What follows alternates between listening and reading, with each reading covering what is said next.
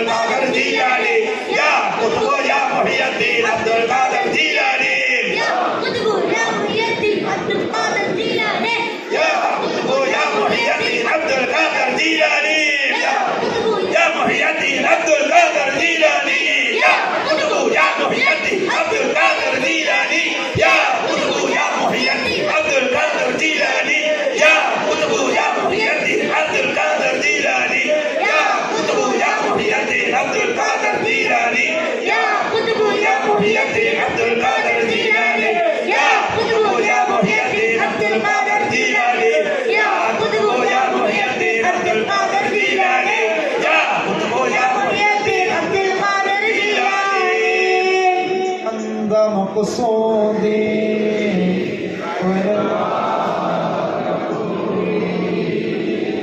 إلهي أنت مقصودي ورضاك مطلوبي إلهي أنت مقصودي ورضاك مطلوبي جنة وبابا സൂര്യം മറ്റുള്ള നീലമടങ്ങളും ബദരീങ്ങളെ ബറകത്തിനാൽ ശിഫയാക്കണം യാ റബ്ബനാ ലാ ഇലാഹ ഇല്ലല്ലാഹു ലാ ഇലാഹ ഇല്ലല്ലാഹ് ലാ ഇലാഹ ഇല്ലല്ലാഹു മുഹമ്മദുർ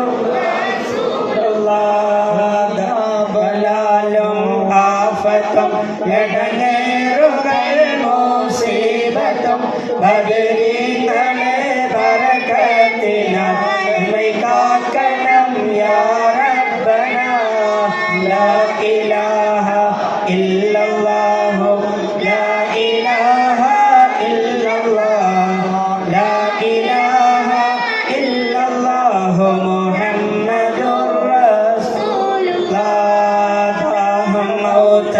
കൂട്ടിടും ഇബ്ലീസ് കോസിനെ കാട്ടിടും നേരം ലഈൻ അവനാട്ടുവാൻ ബദരീങ്ങള തുണറബ്ബനാ ലാ ഇലാഹ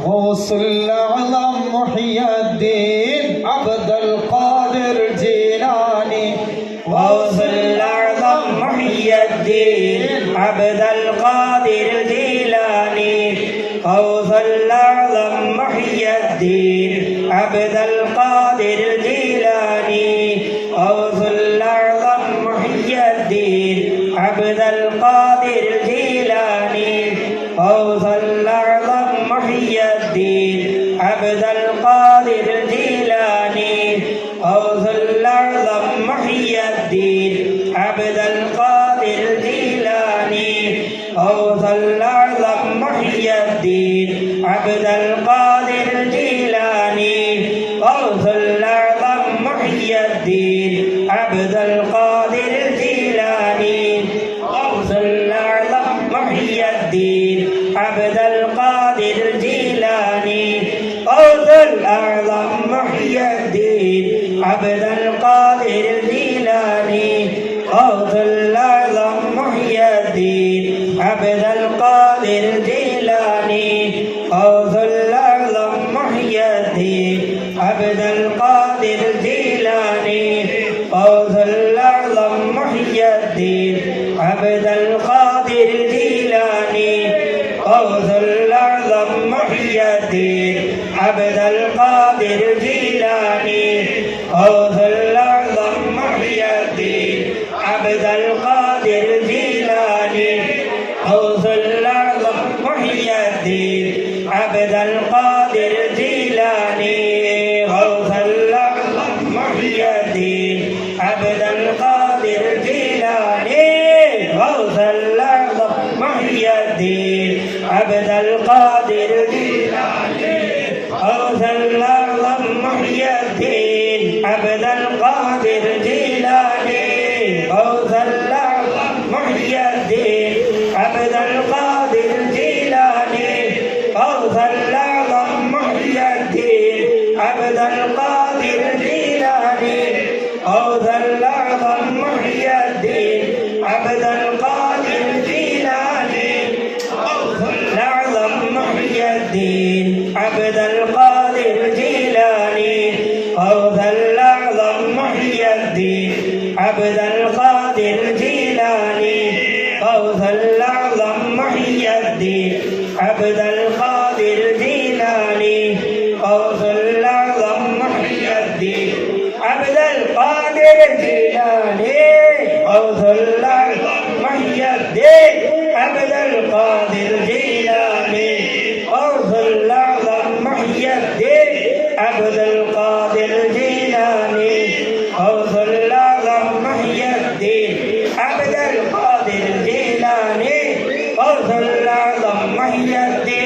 عبد القادر الجيلاني غوث الأعظم محي الدين عبد القادر الجيلاني غوث الأعظم محي الدين عبد القادر الجيلاني غوث الأعظم محي الدين عبد القادر الجيلاني غوث الأعظم محي الدين عبد القادر الجيلاني غوث الأعظم محي الدين عبد القادر الجيلاني غوث الأعظم محي الدين عبد القادر الجيلاني غوث الأعظم محي الدين عبد القادر الجيلاني غوث الأعظم محي الدين عبد القادر الجيلاني غوث الأعظم محي الدين عبد القادر الجيلاني غوث الأعظم محي الدين عبد القادر الجيلاني غوث الأعظم محي الدين عبد القادر الجيلاني غوث الأعظم محي الدين عبد القادر الجيلاني غوث الأعظم محي الدين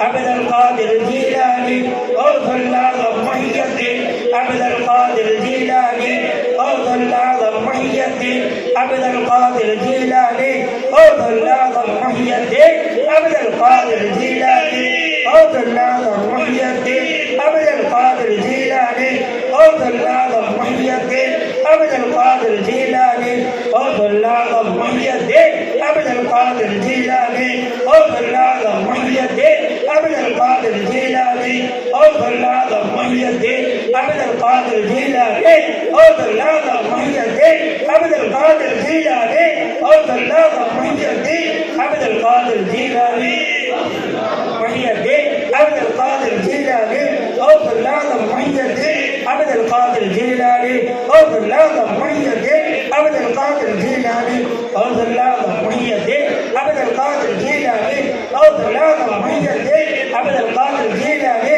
غوث الأعظم محي الدين عبد القادر الجيلاني غوث الأعظم محي الدين عبد القادر الجيلاني غوث الأعظم محي الدين عبد القادر الجيلاني غوث الأعظم محي الدين عبد القادر الجيلاني غوث الأعظم محي الدين عبد القادر الجيلاني غوث الأعظم محي الدين عبد القادر الجيلاني غوث الأعظم محي الدين عبد القادر الجيلاني غوث الأعظم محي الدين عبد القادر الجيلاني غوث الأعظم محي الدين عبد القادر الجيلاني غوث الأعظم محي الدين عبد القادر الجيلاني غوث الأعظم محي الدين عبد القادر الجيلاني غوث الأعظم محي الدين عبد القادر الجيلاني غوث الأعظم محي الدين عبد القادر الجيلاني غوث الأعظم محي الدين عبد القادر الجيلاني غوث الأعظم محي الدين عبد القادر الجيلاني غوث الأعظم محي الدين عبد القادر الجيلاني إلهي أنت مقصودي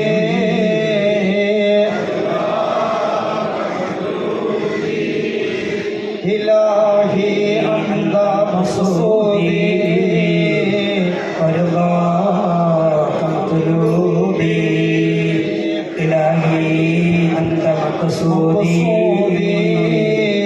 ورضاك مطلوبي حسبنا الله ونعم الوكيل نعم المولى ونعم النصير حسبنا الله ونعم الوكيل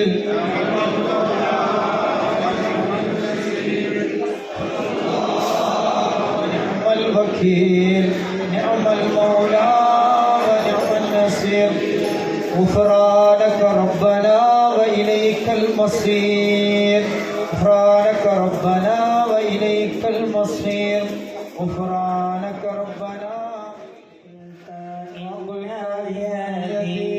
هذه دائمة لمن يريد وهي قائمة فازت بها أنفس للرشد قائمة على المنادى بها محي الدين يا محي الدين محي الدين يا محي الدين عبد القادر الجيلاني وكل رسول الله كان يقول أنت الخليفة لي في خير كل مقول وكل أمة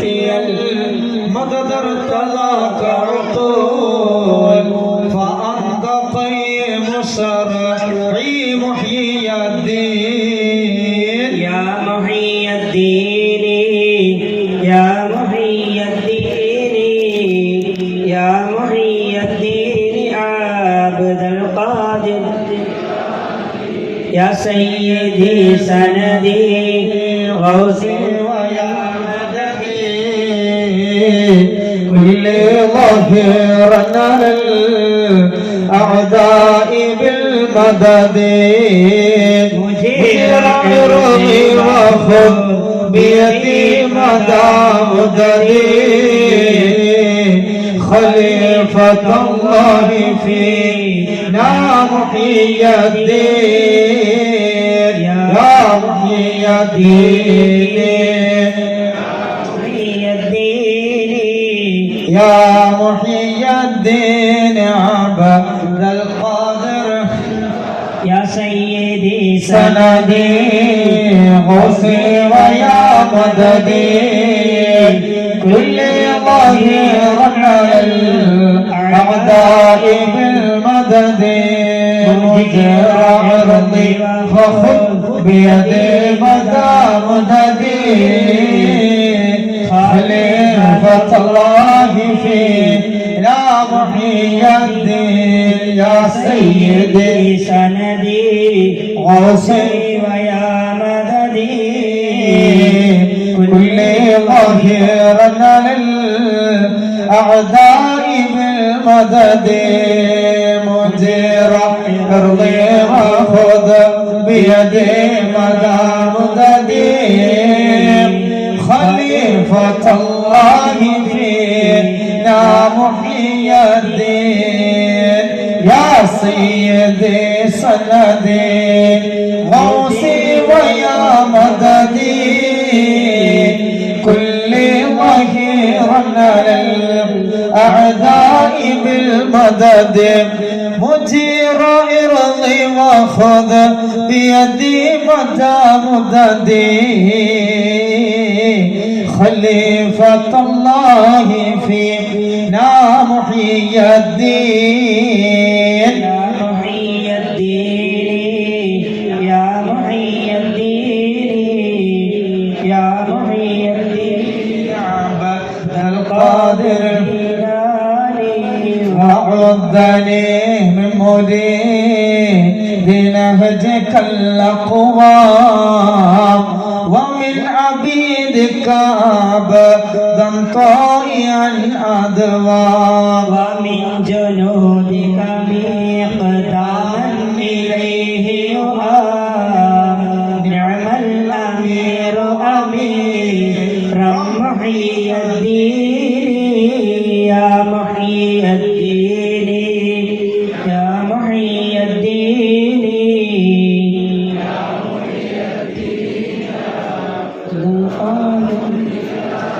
بصر فؤادي صراطا أنت سالكه فالله أعطاكه فأنت مالكه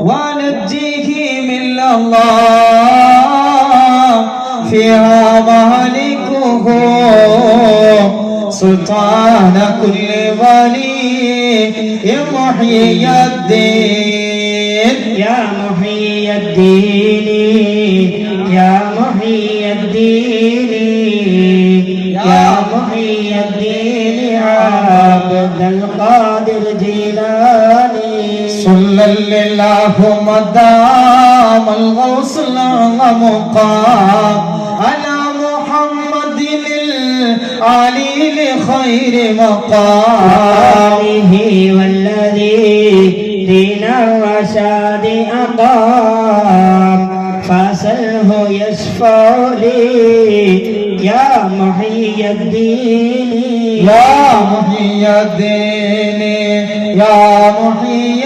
الدين يا محيي الدين عبد القادر جيلاني التابعين لهم مؤسس الدين مفهين أجسادهم لله الدين مستبشرين بفضل لله في الدين فمنهم أن تنصرني محيي الدين يا محيي الدين يا محيي الدين يا محيي الدين عبد القادر الحمد لله رب العالمين حمدا يوافي نعمه ويكافئ مزيدا الذي ينعم علينا بالإيمان وهدانا إلى دين الإسلام حمدا كثيرا طيبا مباركا فيه على كل حال وصلى الله على سيدنا اللهم صل على سيدنا محمد وعلى آله وصحبه وسلم اللهم إنا نعوذ بك من الطعن والطاعون وعظيم البلاء في النفس والمال والأهل والولد الله أكبر مما نخاف ونحاذر الله أكبر عدد ذنوبنا حتى تغفر الله أكبر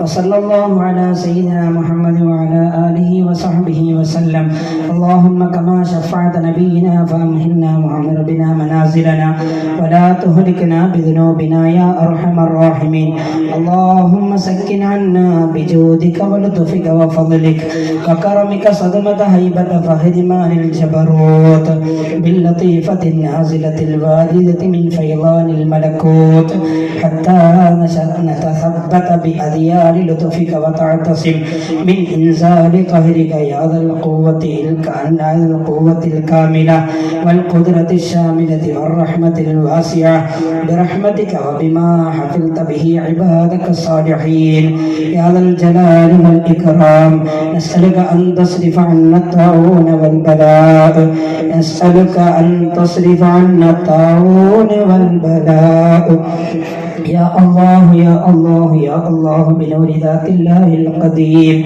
وبنور وجهك الكريم وبنور عرشك المجيد وبنور الأنبياء والمرسلين عليهم الصلاة والسلام من شر عدونا وشر عدو الله ومن شر الوباء والطاعون من شر عدونا وشر عدو الله ومن شر الوباء والطاعون وبمئة ألف لا حول ولا قوة إلا بالله العلي العظيم ختمنا على أنفسنا وديننا وأهلنا وأموالنا وأولادنا بخاتم الأسماء العظام بخاتم لا إله إلا الله محمد رسول الله صلى الله عليه وسلم حقا اللهم يا ولي الأولياء ويا كاشف الضر والبلاء ويا سميع الدعاء ويا لطيفا لما يشاء اصرف عنا القحط والزلزلة والغلاء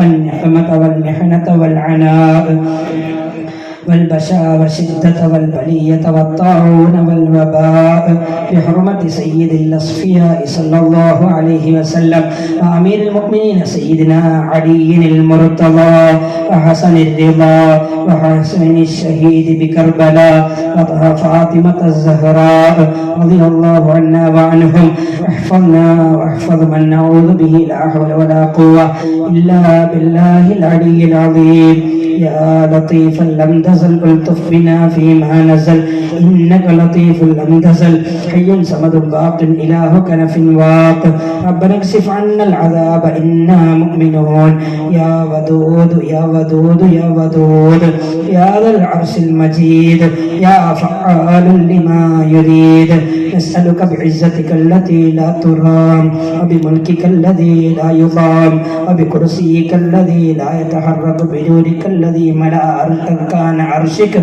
أن تكفينا هذا الأمر يا مغيث أغثنا يا مغيث أغثنا يا مغيث أغثنا إلهنا لا رب لنا غيرك فنرجوه وحدك لا شريك لك في ملكك فندعوه ولا وزير لك فنرجوه ولا ترى حالنا يا مغيث أغثنا يا مغيث أغثنا يا مغيث أغثنا يا حي يا قيوم يا حنان يا منان يا ذا الجلال والإكرام اللهم يا ذا الفضل والإحسان والطول والامتنان باسمك الجامع ونبيك الشافع ووليك الخاشع يا شافع يا دافع ادفع عنا هذا السم الناقع والداء القامع والوباء القاطع إنك مجيب سامع يا لطيفا لم تزل الطف بنا فيما نزل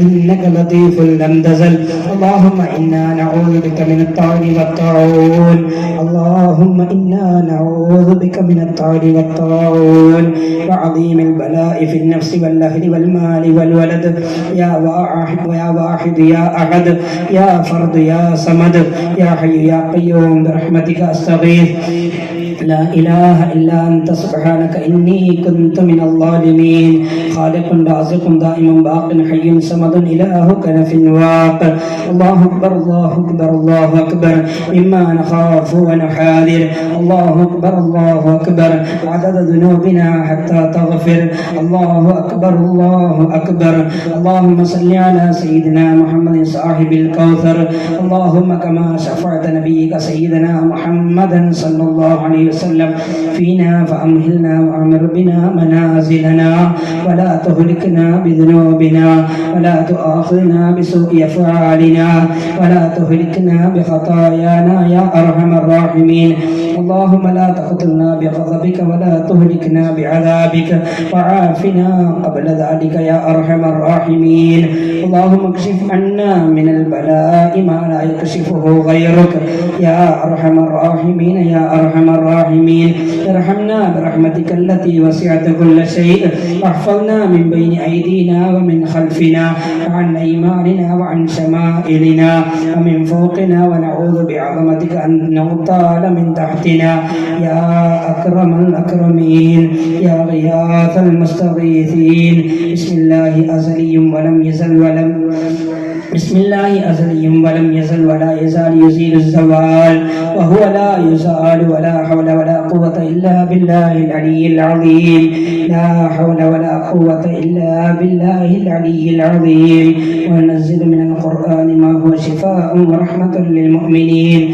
وله ما سكن في الليل والنهار وهو السميع العليم وهو الذي أنشأكم من نفس واحدة فمستقر ومستودع قد فصلنا الآيات لقوم يفقهون قل هو الذي أنشأكم وجعل لكم السمع والأبصار والأفئدة قليلا ما تشكرون إنا لله وإنا إليه راجعون حسبنا الله ونعم الوكيل نعم المولى ونعم النصير وصلى الله وسلم على سيدنا محمد وعلى آله وصحبه أجمعين ورحمة تابعهم بإحسان إلى يوم الدين واغفر لنا وارحمنا ولوالدينا يا غافر المذنبين والحمد لله رب العالمين الله يا الله فرجنا من وباء يا الله يا الله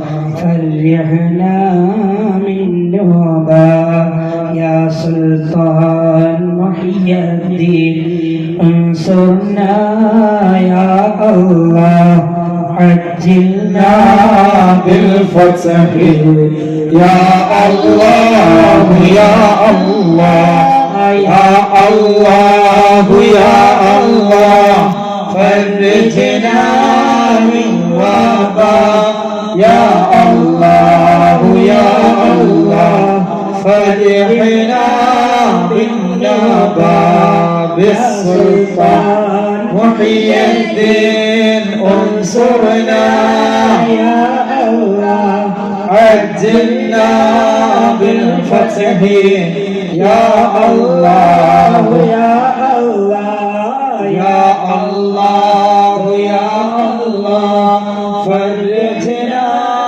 من وباء يا الله يا الله فرحنا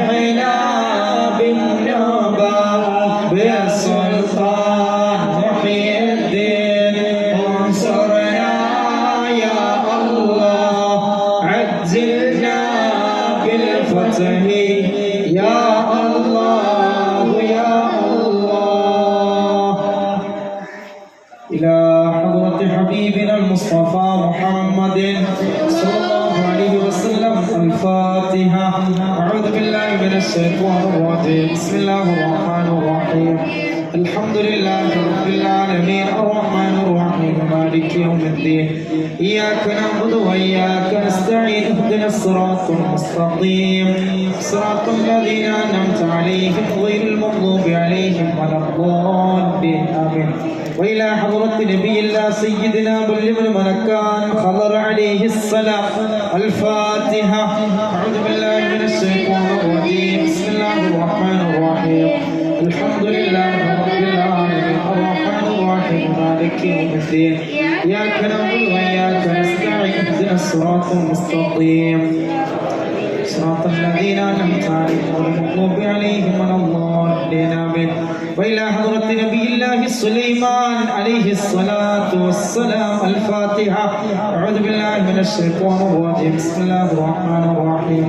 الحمد لله رب العالمين الرحمن الرحيم مالك يوم الدين.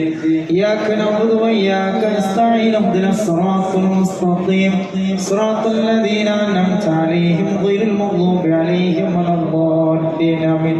وإلى حضرة قطب الأقطاب الشيخ محي الدين عبد القادر الجيلاني قدس الله سره العزيز. وإلى حضرة سلطان العارفين أحمد الكبير الرفاعي قدس الله سره العزيز. وإلى حضرة قطب الزمان السيد علوي المنفرمي قدس الله سره العزيز. وإلى حضرة ولي الله عبد الرزاق مستان كنيابرمي قدس الله سره العزيز. وإلى حضرة أبو بكر أستاذ مادونا كل ولي وولية الله أينما كانوا من مشارق الأرض إلى مغاربها الفاتحة. أعوذ بالله من الشيطان الرجيم. بسم الله الرحمن الرحيم. الحمد لله رب العالمين الرحمن الرحيم مالك يوم الدين. إياك نعبد وإياك نستعين اهدنا الصراط المستقيم صراط الذين أنعمت عليهم غير المغضوب عليهم ولا الضالين آمين. بسم الله الرحمن الرحيم.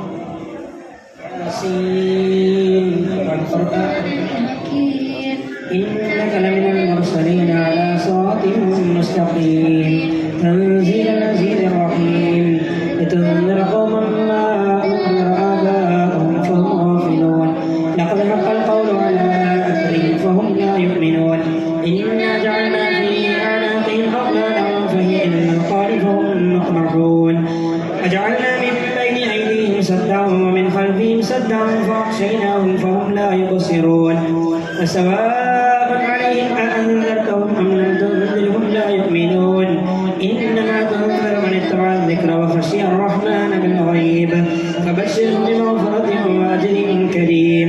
إنا نحن نحيي الموتى ونكتب ما قدموا وآثارهم وكل شيء أحصيناه في إمام مبين. واضرب لهم مثلا أصحاب القرية إذ جاءها المرسلون إذ أرسلنا إليهم اثنين فكذبوهما فعززنا بثالث فقالوا إنا إليكم مرسلون. قالوا ما أنتم إلا بشر مثلنا وما أنزل الرحمن من شيء إن أنتم إلا تكذبون. قالوا ربنا يعلم إنا إليكم لمرسلون وما علينا إلا البلاغ المبين. قالوا إنا تطيرنا بكم لئن لم تنتهوا لنرجمنكم وليمسنكم منا عذاب أليم. قالوا طائركم معكم وإن ذكرتم بل أنتم قوم مسرفون. وجاء من أقصى المدينة رجل يسعى قال يا قوم اتبعوا المرسلين اتبعوا من لا يسألكم أجرا وهم مهتدون. وما لي لا أعبد الذي فطرني وإليه ترجعون. أتخذ من دونه آلهة إن يأذن الرحمن بضر لا تغني عني شفاعتهم شيئا ولا ينقذون. إني لفي ضلال مبين. إني آمنت بربكم فاسمعون.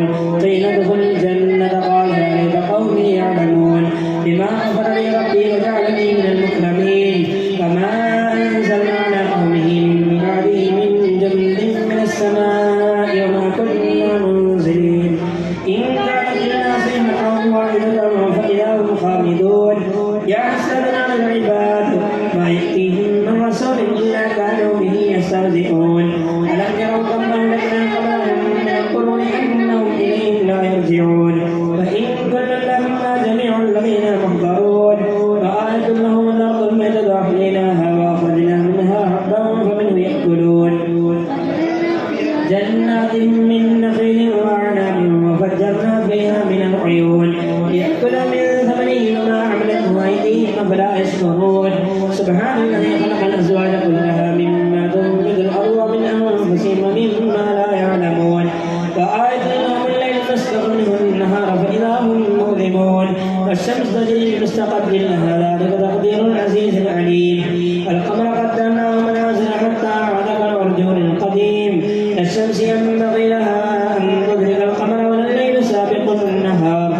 وكل في فلك يسبحون وآية لهم أننا حملنا ذريتهم في الفلك المشحون وخلقنا لهم من مثله ما يركبون وإن نشأ نغرقهم فلا صريخ لهم ولا هم ينقذون إلا رحمة منا ومتاعا إلى حين فإذا قيل لهم اتقوا ما بين أيديكم وما خلفكم لعلكم ترحمون وما تأتيهم من آية من آيات ربهم إلا كانوا عنها معرضين فإذا قيل لهم أنفقوا مما رزقكم الله قالوا الذين كفروا للذين آمنوا ونطعم من لو يشاء الله طعمه إن أنتم إلا في ضلال مبين ويقولون متى هذا الوعد إن كنتم صادقين ما ينظرون إلا صيحة واحدة تأخذهم وهم يخصمون فلا يستطيعون توصية ولا إلى أهلهم يرجعون ونفخ في الصور فإذا هم من الأجداث إلى ربهم ينسلون قالوا يا ويلنا من بعدنا من مرقدنا هذا ما وعد الرحمن وصدق المرسلون إن كانت إلا صيحة واحدة فإذا هم جميع الذين محضرون فاليوم لا تظلم نفس شيئا ولا تجزون إلا ما كنتم تعملون إنا أصحاب الجنة اليوم في شغل فاكهون هم وأزواجهم في ظلال على الأرائك متكئون لهم فيها فاكهة ولهم ما يدعون سلام قولا من رب رحيم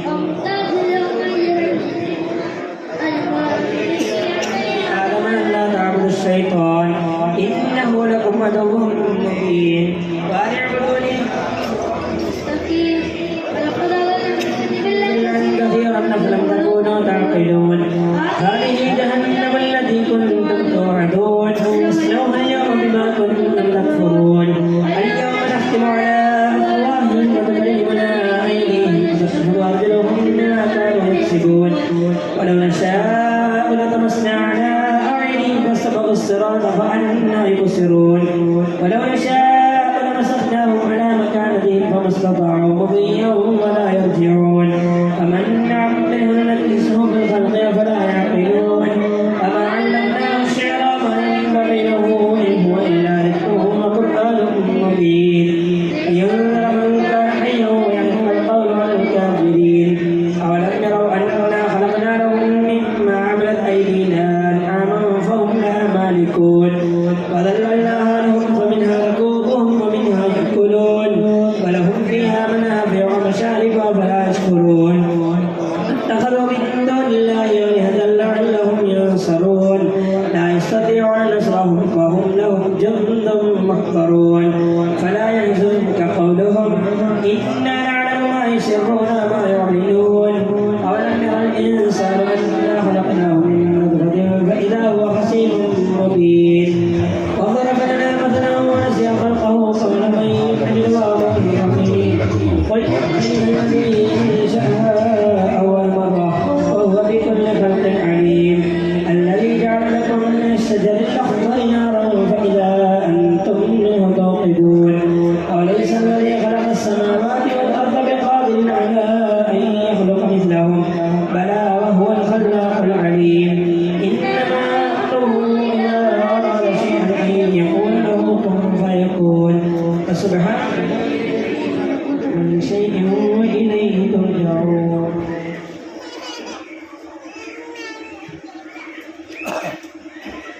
بسم الله الرحمن الرحيم قل هو الله أحد الله الصمد لم يلد ولم يولد ولم يكن له كفوا أحد بسم الله الرحمن الرحيم قل هو الله أحد الله الصمد ولم يولد ولم يكن له كفوا أحد بسم الله الرحمن الرحيم قل هو الله أحد الله الصمد لم يلد ولم يولد ولم يكن له كفوا أحد بسم الله. എല്ലാവരും ആവശ്യക്കാരാണ്. ഓരോരോ പ്രശ്നങ്ങൾ, ഓരോരോ ദുഃഖങ്ങൾ ദുആ ചെയ്യാൻ എത്തപ്പെട്ടവരാണ്. പ്രത്യേകമായി എഴുതപ്പെട്ടവന്ന് വായിക്കുന്നത് മാത്രം. തലക്ക് ഷോക്ക് വന്ന് ഹോസ്പിറ്റലിൽ കഴിയുന്ന റുബീന എന്ന മോൾക്ക് വേണ്ടി പ്രത്യേകം ദുആ ചെയ്യാൻ അല്ലാഹു സലാമത്ത് നൽകട്ടെ. ഭർത്താവിൻ്റെ സ്വഭാവ ദൂഷ്യം മാറിക്കിട്ടുന്നതിന് വേണ്ടി ഒരു സഹോദരി അല്ലാഹു സൽസ്വഭാവം നൽകട്ടെ. ബഷീർ, ഷാഹിർ, ഷാഫി, റഹ്മത്ത്, ഇഷാന, ഫാത്തിമ, നജിദ എല്ലാ ഇടങ്ങേറുകളും മാറുവാൻ, കടബാധ്യതകൾ തീരുവാൻ, ജോലിയിൽ ബർക്കത്ത് ലഭിക്കുവാൻ, വീട് നല്ല വിലക്ക് കച്ചവടമാകുവാൻ അല്ലാഹു എല്ലാത്തിനും പരിഹാരം നൽകട്ടെ. ഷഫീഖിന് സംസാരശേഷി കിട്ടുന്ന അല്ലാഹു ഇത്രയും വേഗത്തിൽ അല്ലാഹു സംസാരശേഷി നേടിക്കൊടുക്കട്ടെ. ഒരു സഹോദരന്റെ ജോലി ശരിയാകാൻ, മോന്റെ സ്വഭാവം നന്നായി സ്വലഹായ മോഹം അല്ലാഹു കബൂലാക്കട്ടെ. കാനഡയിൽ വെച്ച് 19/8 ഒരു പരീക്ഷയുണ്ട് 6-ന്. അതിനുവേണ്ടി ഒരു പ്രാർത്ഥന. ഷിനോജ് അല്ലാഹു പരിപൂർണ വിജയം നൽകും. മകൾക്ക് ഏറ്റവും ഹൈറായ വിവാഹം നടക്കാൻ, മകന് വിദ്യാഭ്യാസത്തിൽ ഉയർച്ചയുണ്ടാകാൻ, കുടുംബത്തിലെ ഹൈറിന് വേണ്ടി അല്ലാഹു കബൂലാക്കട്ടെ.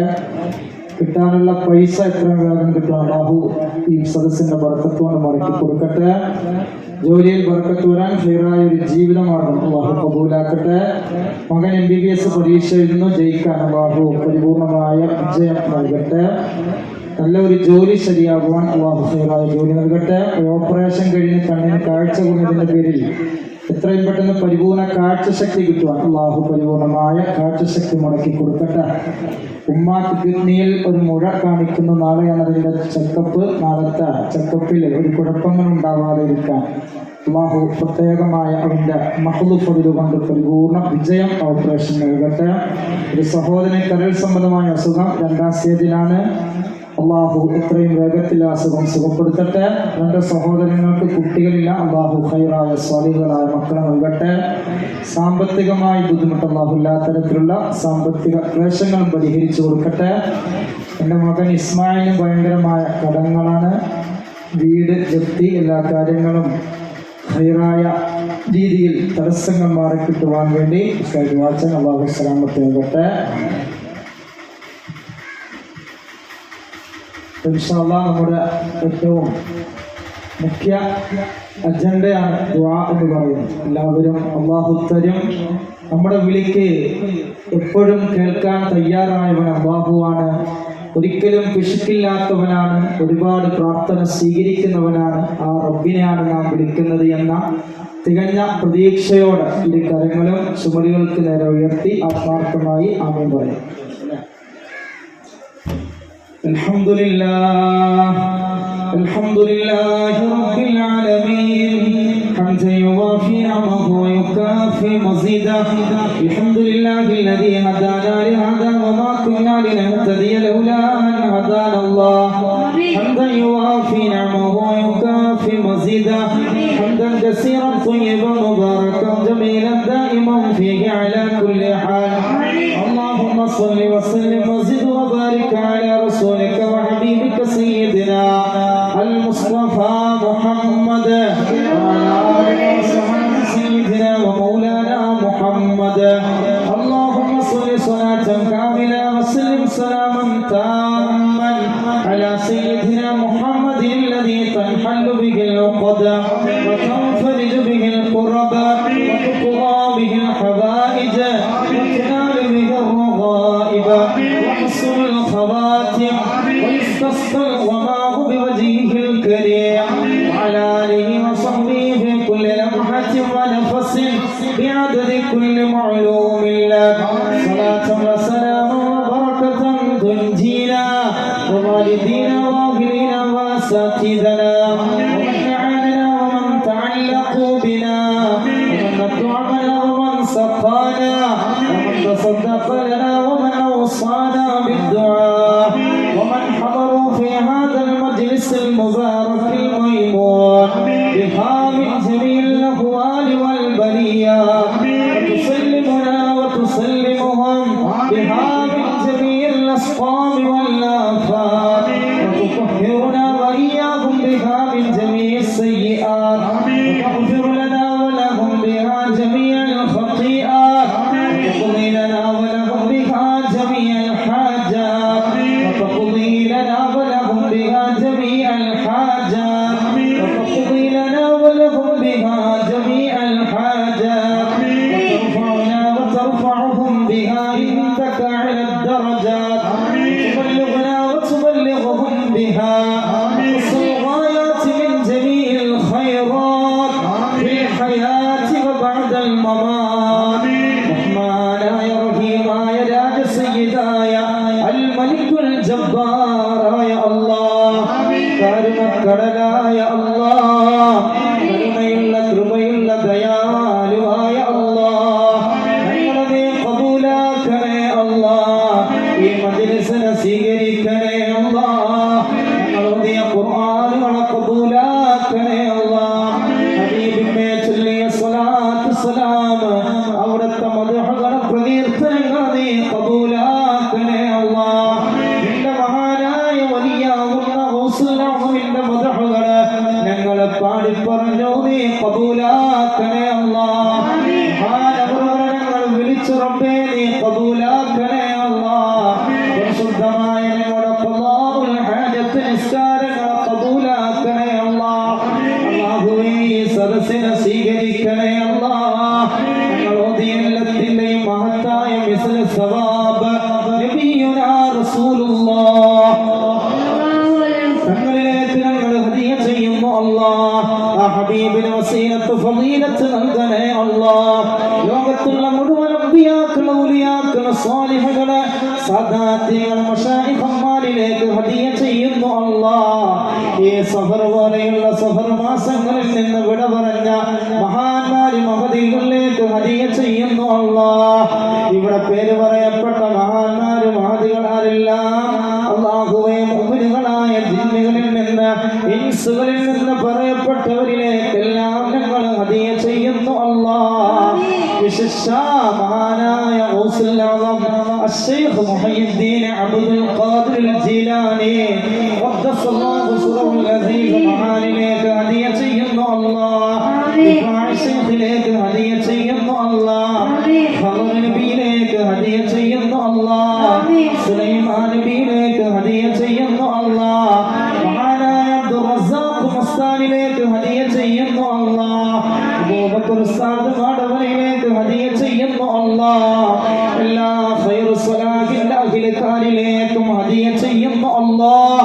മിസ്ല സവാബിനെ നീ അവരിലേക്ക് എത്തിക്കണേ അല്ലാഹ് അവരുടെ എല്ലാം ദർജകളും പദവികളും നീ ഉയർത്തണേ അല്ലാഹ് അവരുടെ എല്ലാം ഹഖ്ജാത് ബറക്കത്ത് കൊണ്ട് ഞങ്ങൾ ഓതിയ ഖുർആനുകൾ സ്വലവാത്ത് സലാം മദ്ഹുകളുടെ ബറക്കത്ത് കൊണ്ട് ഗൗസുൽ ആസമിന്റെ ബറക്കത്ത് കൊണ്ട് അവിടുത്തെ ഞങ്ങൾ വിളിച്ചതിന്റെ ബറക്കത്ത് കൊണ്ട് പടച്ച റബ്ബേ പാപികളുടെ വിളിക്ക് ഉത്തരം തരണേ അല്ലാഹ് ഞങ്ങൾ പാപികളാണ് അല്ലാഹ് ദോഷികളാണ് അല്ലാഹ് ബലഹീനരാണ് അല്ലാഹ് ദുർബലരാണ് അല്ലാഹ് ഒന്നിനും കഴിവില്ലാത്ത അശക്തരാണ് അല്ലാഹ് നീയാണ് ഞങ്ങളുടെ യജമാനൻ അല്ലാഹ് നീയാണ് ഖാലിഖ് നീയാണ് റാസിഖ് അല്ലാഹ് നീ അജയ്യനാണല്ലോ അല്ലാഹ് നീ സർവശക്തനാണല്ലോ അല്ലാഹ് ഈ ദുർബലരായ നിന്റെ അടിയാരികളെ നീ ഖബൂലാക്കണേ അല്ലാഹ് ഈ അടിയാരികളുടെ വിളിക്കുത്തരം തരണേ അല്ലാഹ് ഞങ്ങൾ പാപികളാണ് ജീവിതത്തിലെ സകലമാന തെറ്റുകുറ്റങ്ങളും മായ്ക്കണേ അല്ലാഹ് നീ ഗഫാറാണ് അല്ലാഹ് നീ സത്താറാണ് അല്ലാഹ് നീ തവ്വാബാണ് അല്ലാഹ് അല്ലാഹുവേ ഞങ്ങളുടെ മനസ്സുകളും ശരീരങ്ങളും പാപക്കറകളാൽ മുഖരിതമാണല്ലോ അല്ലാഹ് ഞങ്ങളുടെ വാക്കുകളിൽ ഞങ്ങളുടെ പ്രവർത്തനങ്ങളിൽ ഞങ്ങളുടെ ചിന്തകളിൽ ഞങ്ങളുടെ വർത്തമാനങ്ങളിൽ ഞങ്ങളുടെ അമലുകളിൽ വന്നുപോയ മുഴുവൻ പാളിച്ചകളും പൊറുക്കണേ അല്ലാഹ് അപരാധങ്ങളെ മായ്ക്കണേ അല്ലാഹ് ദോഷങ്ങളെ പൊറുക്കണേ അല്ലാഹ്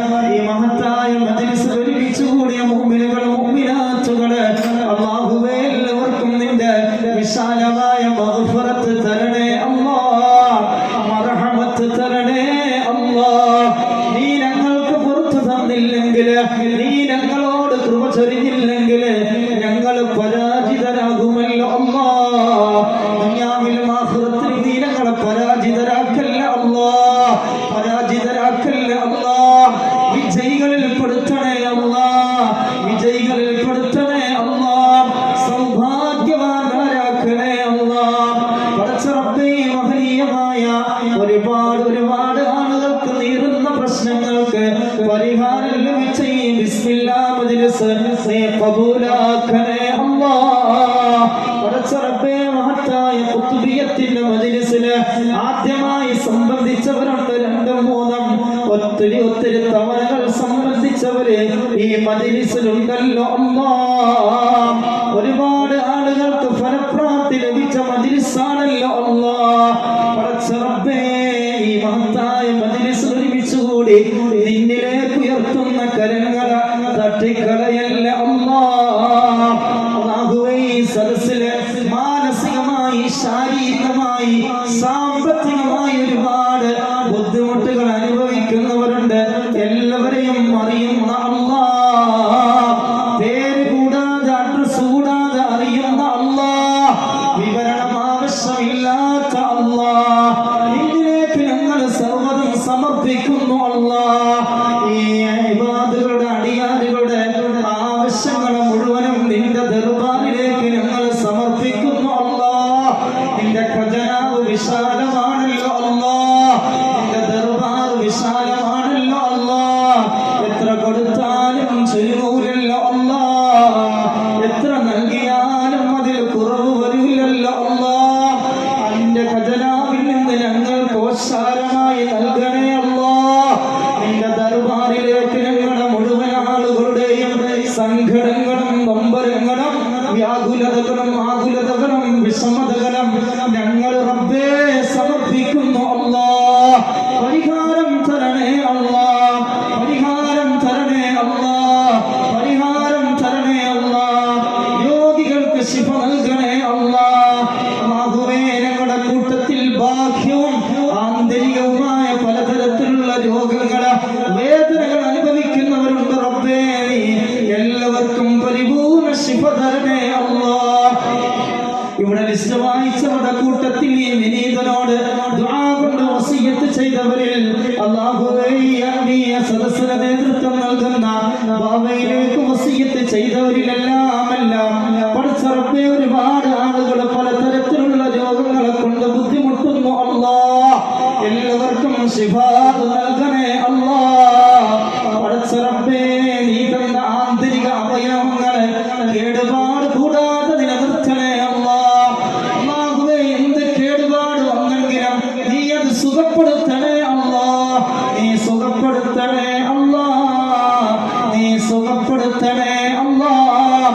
മരിക്കുവോളം നീ നൽകിയ ആഫിയത്ത് നിലനിർത്തണേ അല്ലാഹ്. ഞങ്ങളെ ആരെയും രോഗികളാക്കി തളർത്തി കിടത്തല്ലേ അല്ലാഹ്, അപായപ്പെടുത്തല്ലേ അല്ലാഹ്, അപകടപ്പെടുത്തല്ലേ അല്ലാഹ്, അംഗവൈകല്യം വരുത്തല്ലേ അല്ലാഹ്. അല്ലാഹുവേ, ഈ ദുനിയാവിൽ കിട്ടുന്ന വലിയൊരു അനുഗ്രഹമാണ് ആരോഗ്യം. അല്ലാഹുവേ, നീ ഞങ്ങളെ അനാരോഗ്യത്തിലാക്കല്ലേ അല്ലാഹ്. ഞങ്ങളിൽ ആരെല്ലാം രോഗികളുണ്ടോ, കിഡ്നി സംബന്ധം, വൃക്ക സംബന്ധം, ഹാർട്ട് സംബന്ധം, കരൾ സംബന്ധം, അല്ലാഹുവേ, തലച്ചോറ് സംബന്ധം, എല്ലാവർക്കും നീ ശിഫ നൽകണേ അല്ലാഹ്. നീയാണ് രോഗം തന്നവൻ, നീയാണ് ശിഫ നൽകുന്നവൻ. ശാഫിയായ റബ്ബേ, ശിഫ തരണേ അല്ലാഹ്, ശിഫ തരണേ അല്ലാഹ്. പടച്ച റബ്ബേ, കാമിലായ ആജിലായ ശിഫാഇനെ നൽകണേ അല്ലാഹ്. പടച്ച റബ്ബേ, ഈ സദസ്സിനെ ദുആയിക്ക് ഇജാബത്ത് കിട്ടുന്ന സദസ്സാക്കണേ അല്ലാഹ്. പടച്ച റബ്ബേ, ഈ സദസ്സിന് നേതൃത്വം നൽകുന്ന ബാബ ഉസ്താദിനെ ഖബൂലാക്കണേ അല്ലാഹ്. ആ സഹോദരങ്ങൾ ഇരുവരെയും നീ ഖബൂലാക്കണേ അല്ലാഹ്. പടച്ച റബ്ബേ, അവരുടെ കുടുംബങ്ങൾക്ക് ഖൈർ നൽകണേ അല്ലാഹ്, ബറക്കത്ത് നൽകണേ അല്ലാഹ്. മാതാപിതാക്കളെ ഖബൂലാക്കണേ അല്ലാഹ്. ആ കൂട്ടുകുടുംബത്തിൽ സഹോദര്യവും സ്നേഹവും ഐക്യവും എല്ലാവിധ ഖൈറും നിലനിർത്തണേ അല്ലാഹ്. പടച്ച റബ്ബേ, ഒരുപാട് കാലം ഈ മജ്ലിസിലേക്ക് കടന്നു വരുന്നവർക്ക് ആശ്വാസം നൽകുവാൻ നീ തൗഫീഖ് നൽകണേ അല്ലാഹ്. അവരുടെ ആരോഗ്യത്തിൽ ബറക്കത്ത് നൽകണേ അല്ലാഹ്, അവരുടെ സിഹത്തിൽ ബറക്കത്ത് നൽകണേ അല്ലാഹ്. പടച്ച റബ്ബേ, ഞങ്ങളെ മുഴുവനും നീ ഖബൂലാക്കണേ അല്ലാഹ്. അല്ലാഹുവേ, ഞങ്ങളുടെ മക്കളെയൊക്കെ സാലിഹീങ്ങളാക്കണേ അല്ലാഹ്. ദുനിയാവിലും ആഖിറത്തിലും ഉപകരിക്കുന്ന മക്കളാക്കണേ അല്ലാഹ്.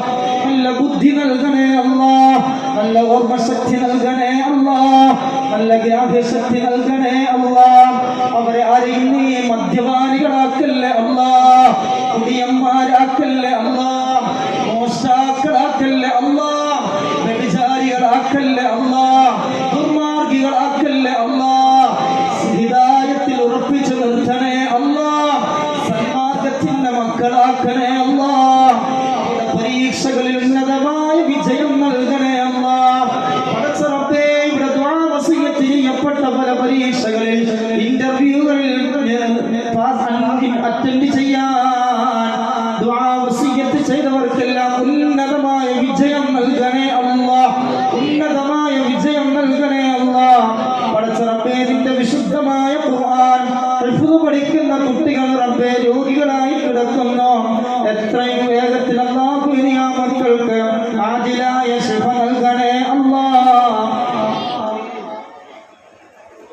ആജിലായ ശിഫ നൽകണേ അല്ലാ. പടച്ച റബ്ബേ, ഹുദവി കോഴ്സിൽ പഠിക്കുന്ന മകൻ അല്ലാഹുവേ ഉന്നതമായ വിജയത്തിലെത്തിക്കണേ അല്ലാ. എല്ലാ മക്കൾക്കും നീ നല്ല ബുദ്ധി നൽകണേ അല്ലാ, നല്ല ഓർമ്മശക്തി നൽകണേ അല്ലാ. പടച്ച റബ്ബേ, ഈ പരിശുദ്ധമായ ഭവനത്തിൽ നിന്ന് റബ്ബേ നിന്റെ വിശുദ്ധമായ ഗ്രഹത്തിലേക്ക് നിന്റെ അതിഥിയായി റബ്ബേ ഉംറ ചെയ്യാൻ ഉദ്ദേശിച്ച അനുജം ബാബ ഉസ്താദ് റബ്ബേ നീ കബൂലാക്കണേ അല്ലാ. അല്ലാഹുവേ, ആഫിയത്തുള്ള ദീർഘായുസ്സ് നൽകണേ അല്ലാ. മഖ്ബൂലായ മബ്റൂറായ പരിശുദ്ധമായ ഉംറ ചെയ്യുവാൻ, മർദിയായ സിയാറത്ത് ചെയ്യുവാൻ നീ തൗഫീഖ് നൽകണേ അല്ലാ. ആ യാത്രാ സംഘത്തെ മുഴുവനും നീ കബൂലാക്കണേ അല്ലാ. തടസ്സങ്ങളെ ദൂരീകരിക്കണേ അല്ലാ. ഖൈറിന്റെ വാതിലുകൾ നീ തുറക്കണേ അല്ലാ. പടച്ച റബ്ബേ, ഈ മജ്ലിസിൽ ഒരുമിച്ച് കൂടിയ ഓരോരുത്തരുടെയും നേരുന്ന ഓരോരോ പ്രശ്നങ്ങളും അറിയുന്ന അല്ലാ, ഞങ്ങൾക്കെല്ലാവർക്കും നീ സലാമത്ത് നൽകണേ അല്ലാ, മോചനം നൽകണേ അല്ലാ. മക്കളില്ലാത്തവർക്ക് സ്വാലിഹുകളായ മക്കളെ നൽകണേ അല്ലാ. മക്കളില്ലാത്തവർക്ക് നീ സ്വാലിഹുകളായ മക്കളെ നൽകണേ അല്ലാ. ഗർഭിണികൾക്ക് സുഖപ്രസവം നൽകണേ അല്ലാ. ഗർഭിണികൾക്ക് സുഖപ്രസവം നൽകണേ അല്ലാ. ഗർഭിണികൾക്ക് സുഖപ്രസവം നൽകണേ അല്ലാ. വീടില്ലാത്തവർക്ക് വീട് നൽകണേ അല്ലാ. വീടില്ലാത്തവർക്ക് ഖൈറായ വീട് നൽകണേ അല്ലാ. ഒരു മനുഷ്യന്റെ ദുനിയാവിലെ വലിയ ആഗ്രഹമാണല്ലോ റബ്ബേ സ്വന്തമായ ഒരു ഭവനം. അല്ലാഹുവേ, ഇല്ലാത്തവർക്കെല്ലാം നീ ഖൈറായ ഭവനം നൽകണേ അല്ലാ. വീട് പണി നടക്കുന്നവർക്ക് ഖൈറായ രീതിയിൽ നീ പൂർത്തീകരിക്കണേ അല്ലാ. പടച്ച റബ്ബേ, ഖൈറായ രീതിയിൽ പൂർത്തീകരിക്കണേ അല്ലാ. വിവാഹപ്രായമെത്തിയ ആൺമക്കൾക്കും പെൺമക്കൾക്കും അനുയോജ്യരായ സാലിഹുകളായ ഇണകളെ അടുപ്പിക്കണേ അല്ലാ. ഞങ്ങളുടെ വിവാഹം കഴിഞ്ഞ ആൺമക്കൾക്കും പെൺമക്കൾക്കും കുടുംബ ജീവിതത്തിൽ, ദാമ്പത്യ ജീവിതത്തിൽ സ്വസ്ഥത നൽകണേ അല്ലാ. സമാധാനം നൽകണേ അല്ലാ. ഐക്യം നൽകണേ അല്ലാ. അല്ലറ ചില്ലറ പ്രശ്നങ്ങളെല്ലാം നീ പരിഹരിക്കണേ അല്ലാ. പടച്ച റബ്ബേ, എല്ലാ നിലക്കും സന്തുഷ്ടകരമായ കുടുംബജീവിതം ഞങ്ങൾക്കെല്ലാവർക്കും നൽകണേ അല്ലാ. സന്തുഷ്ടകരമായ ദാമ്പത്യ ജീവിതം നൽകണേ അല്ലാ. പടച്ച റബ്ബേ, നിന്റെ സാധുക്കളായ അടിയാറുകളെ നീ പരിപൂർണമായും കബൂലാക്കണേ അല്ലാ.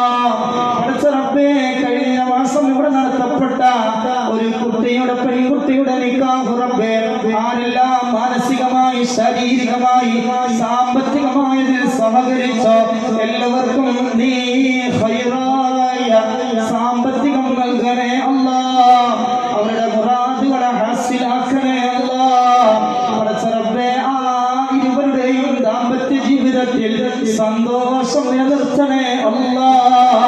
പടച്ച റബ്ബേ, ഈ മജ്ലിസിന്റെ ചാരത്ത് പണി പൂർത്തിയായി കൊണ്ടിരിക്കുന്ന നിന്റെ മസ്ജിദ്, നിന്റെ പരിശുദ്ധമായ ഭവനം, ആ പള്ളിക്ക് വേണ്ടി മാനസികമായി, ശാരീരികമായി, സാമ്പത്തികമായി സഹായിച്ചവരെല്ലാം നീ ഏറ്റെടുക്കണേ അല്ലാ.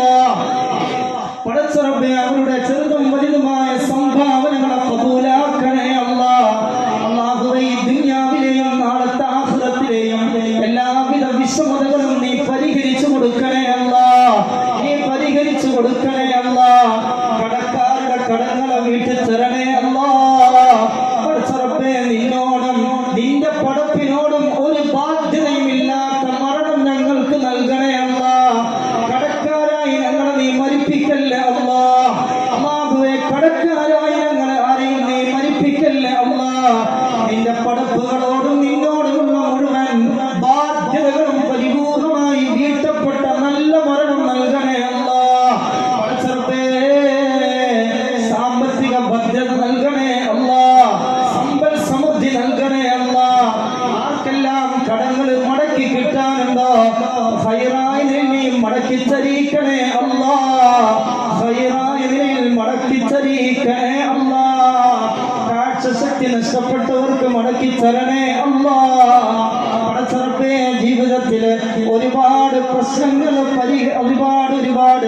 പ്രശ്നങ്ങൾ പരീക്ഷണങ്ങൾ നേരിട്ട ഞങ്ങളുടെ നേതാവായ നബിയുനാ റസൂലുള്ളാഹി സ്വല്ലല്ലാഹു അലൈഹി വസല്ലം തങ്ങളുടെ ചരിത്രം ഞങ്ങൾ കേട്ടു റബ്ബേ. ഞങ്ങൾക്ക് നീ ഈമാൻ നൽകണേ അല്ലാഹ്, യഖീൻ നൽകണേ അല്ലാഹ്, സബ്ർ നൽകണേ അല്ലാഹ്, ക്ഷമ നൽകണേ അല്ലാഹ്. പടച്ചറബ്ബേ, ഈ മഹത്തായ ബിസ്മില്ലാ മജ്ലിസിന്റെ ചുറ്റുവട്ടത്തുള്ള ഒരുപാട് മുസ്ലിം സഹോദരങ്ങളുടെ റബ്ബേ, എല്ലാവർക്കും നീ നന്മ നൽകണേ അല്ലാഹ്. അവരുടെ ആഗ്രഹങ്ങളും നിറവേറ്റി കൊടുക്കണേ അല്ലാഹ്. അല്ലാഹുവേ, നമ്മുടെ ഇന്ത്യ രാജ്യത്ത് എല്ലാവിധ സ്വസ്ഥതയും സമാധാനവും നൽകണേ അല്ലാഹ്. രാജ്യത്തിന്റെ ഐക്യവും അഖണ്ഡതയും മതേതരത്വവും ജനാധിപത്യവും എല്ലാം കാത്തു സൂക്ഷിക്കുന്ന രാജ്യമാക്കണേ അല്ലാഹ്. പരസ്പര സ്നേഹം നിലനിർത്തണേ അല്ലാഹ്. ഈ മഹത്തായ മജ്ലിസില് ഒരുപാട് നാടുകളിൽ നിന്ന് നാനാ മതത്തിലുള്ള ഞങ്ങളുടെ സഹോദരങ്ങൾ ഈ മജ്ലിസിലുണ്ടല്ലോ അല്ലാഹ്. മുസ്ലിം സഹോദരങ്ങൾ ഒരുപാടുള്ള സദസ്സാണ് അല്ലാഹ്. അവരുടെ ആവശ്യങ്ങളും നീ കബൂലാക്കണേ അല്ലാഹ്. അവരുടെ എല്ലാവിധ ആഗ്രഹങ്ങളും നിറവേറ്റി കൊടുക്കണേ അല്ലാഹ്. അല്ലാഹുവേ, ഞങ്ങളുടെ മുസ്ലിം സഹോദരങ്ങള് പലരും പലതരത്തിലുള്ള വിഷമതകൾ കൊണ്ട് ഈ മഹത്തായ മജ്ലിസിനെ സമീപിച്ചവരാണ്. അല്ലാഹുവേ, നീ അവർക്കും നന്മ നൽകണേ അല്ലാഹ്, നന്മ നൽകണേ അല്ലാഹ്. ദാരിദ്ര്യം കൊണ്ട് പട്ടിണി കൊണ്ട് ഞങ്ങളെ ആരെയും നീ പരീക്ഷിക്കല്ലേ അല്ലാഹ്. കുഫ്റിലേക്ക് എത്തുന്ന പട്ടിണിയെ തൊട്ട് ദാരിദ്ര്യത്തെ തൊട്ട് കാക്കണേ അല്ലാഹ്. പടച്ചറബ്ബേ, മഹത്തായ മജ്ലിസിനെ അല്ലാഹുവേ ഖിയാമത്ത് നാൾ വരെ ഖൈറായ നിലയിൽ നിലനിർത്തണേ അല്ലാഹ്. സാഹിര്യങ്ങളുടെ സിഹ്റിനെ തൊട്ട് കാക്കണേ അല്ലാഹ്. ആയിനങ്ങളുടെ ഐനിനെ തൊട്ട് കാക്കണേ അല്ലാഹ്. വാലിമീങ്ങളുടെ ഉൽമിനെ തൊട്ട് കാക്കണേ അല്ലാഹ്. വഞ്ചകരുടെ വഞ്ചനയെ തൊട്ട് കാക്കണേ അല്ലാഹ്. ചതിയന്മാരുടെ ചതിയെ തൊട്ട് കാക്കണേ അല്ലാഹ്. പടച്ചറബ്ബേ, നീ ഞങ്ങളെ സ്വീകരിക്കണേ അല്ലാഹ്. ഇന്നത്തെ ഭക്ഷണ പദാർത്ഥങ്ങളിൽ അല്ലാഹുവേ നീ ബർക്കത്ത് നൽകണേ അല്ലാഹ്. അന്നദാനവുമായി ബന്ധപ്പെട്ട് സഹകരിച്ചവർക്ക് എല്ലാം അർഹമായ പ്രതിഫലം നൽകണേ അല്ലാഹ്. പ്രകൃതി ദുരന്തങ്ങളെ തൊട്ട് കാക്കണേ അല്ലാഹ്. അപകടം മരണപ്പെടുന്നതിനുള്ള മരണങ്ങളെ തൊട്ട് കാക്കണേ അല്ലാഹ്. അല്ലാഹുവേ, ഞങ്ങളുടെ വയനാട് സഹോദരങ്ങള് പുനരധിവാസത്തിന് വേണ്ടി ആരെല്ലാം കൈകൊണ്ട് മെയ്യുകൊണ്ട് സമ്പത്ത് കൊണ്ട് സഹായിക്കുന്നു സഹകരിക്കുന്നു അവർക്കെല്ലാം ഈ ലോകത്തും നീ നന്മ നൽകണേ അല്ലാഹ്. പടച്ചറബ്ബേ, ഈ മജ്ലിസിനെ കബൂലാക്കണേ അല്ലാഹ്. ഒരുപാട് ഉസ്താദുമാരുള്ള മജ്ലിസാണ്, നിന്റെ ദീൻ പഠിക്കുന്ന മുത്തഅല്ലിമുകളുള്ള മജ്ലിസാണ്, പ്രായമുള്ള വാപ്പമാരുള്ള ഉമ്മമാരുള്ള മജ്ലിസാണ്, കുഞ്ഞു മക്കളുള്ള മജ്ലിസാണ്. അല്ലാഹ്, നീ ഞങ്ങളെ സ്വീകരിക്കണേ അല്ലാഹ്. ഞങ്ങൾ ഓദ്യവയുടെ എല്ലാത്തിന്റെയും മിസ്ല സവാബ് ഞങ്ങളിൽ നിന്ന് മരണപ്പെട്ട ഖബറുകളിൽ കഴിയുന്ന ഞങ്ങളാക്കിയ ഉമ്മയുണ്ട്, ഉപ്പയുണ്ട്, ഉസ്താദുമാരിച്ചവര് എല്ലാ മുഅ്മിനാത്തുകളെ ഇവിടുത്തെ റബ്ബേ ഉസ്താദിന്റെ വാപ്പയുടെ മാതാപിതാക്കള് സഹോദരങ്ങള് എല്ലാവരിലേക്കും ഈ മജ്ലിസിന്റെ മിസ്ല സവാബിനെ നീ എത്തിക്കണേ അല്ലാഹ്. ഈ മജ്ലിസിനെ അവർക്കൊരു സമ്മാനമാക്കി നൽകണേ അല്ലാഹ്. അവരാരെങ്കിലും വല്ല അദാബിൽ അകപ്പെട്ടു പോയെങ്കിൽ ഈ നിമിഷം തന്നെ അദാബുകളെ ദൂരീകരിക്കണേ അല്ലാഹ്. ഏത് നിമിഷവും ഈ ദുനിയാവിനോട്, ജനിച്ച നാടിനോട്, വളർന്ന വീടിനോട്, സ്നേഹിച്ചവരോട്, സന്തനപ്പെടുത്തിയവരോട് എല്ലാം യാത്ര പറഞ്ഞ് വെറും 3 കഷണം വെള്ളത്തുണിയില് യാത്ര പറയാൻ വിധിക്കപ്പെട്ടവരാണല്ലോ ഞങ്ങള്. അന്ത്യയാത്ര നന്നാക്കണേ അല്ലാഹ്. അപകടം മരണപ്പെടുന്നതിനുള്ള മരണം ദുർമരണങ്ങളെ തൊട്ട് കാക്കണേ അല്ലാഹ്. നിനക്ക് ദിക്ർ ചെല്ലുന്ന നാവും ശുക്റുള്ള ഖൽബും നൽകി ഈ ദുനിയാവിനേക്കാൾ വലുത് ആഖിറമാണെന്നുള്ള ചിന്ത നൽകണേ അല്ലാഹ്. ബുദ്ധിസ്ഥിരമായ കാലത്തോളം 5 വഖത്ത് നിസ്കാരം യഥാവിധി നിർവഹിക്കുവാൻ സൗഭാഗ്യം തൗഫീഖ് നൽകണേ അല്ലാഹ്. അവസാനം ഈമാൻ കാമിലാക്കണേ അല്ലാഹ്. നല്ല ദിവസം, നല്ല സമയം, നല്ലവരുടെ സന്നിധിയിൽ നിന്റെ ഹബീബിനെ കണ്ട് സ്വർഗം കണ്ട് നെറ്റിത്തരം ഉയർത്ത് പുഞ്ചിരി തൂകി പരിപൂർണ്ണ ഈമാനോട് കൂടി ലാ ഇലാഹ ഇല്ലല്ലാഹ് ഉറക്കെ ചൊല്ലി ഖൈറായ മരണം നൽകണേ അല്ലാഹ്. പടച്ചറബ്ബേ, ഈ മജ്ലിസ് സ്വീകരിക്കണേ അല്ലാഹ്. അല്ലാഹ് ഇവിടെ ഒരുമിച്ച് കൂടി ആണുണ്ട് പെണ്ണ്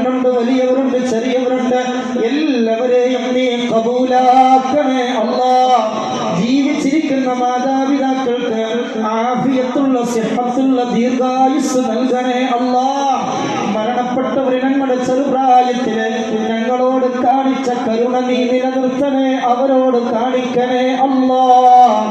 ഈ മജ്‌ലിസിനെ നിന്റെ മഹാന്മാരുടെ ഗൗസുൽ അഅ്ളമിന്റെ റിഫായി ശൈഖിന്റെ മഹാനായ അബ്ദുർ റസാഖ് മസ്താന്റെ ഹിഫ്ളുള്ള തർബിയത്തുള്ള മദദുള്ള മജ്‌ലിസാക്കണേ അല്ലാഹ്. ربنا آتنا في الدنيا حسنة وفي الآخرة حسنة وقنا عذاب النار. ربنا تقبل منا إنك أنت السميع العليم وتب علينا إنك أنت التواب الرحيم. آمين آمين برحمتك يا أرحم الراحمين. بفضل صلى الله على محمد صلى الله على محمد صلى الله عليه وسلم. اللهم صل على محمد يا رب صل عليه وسلم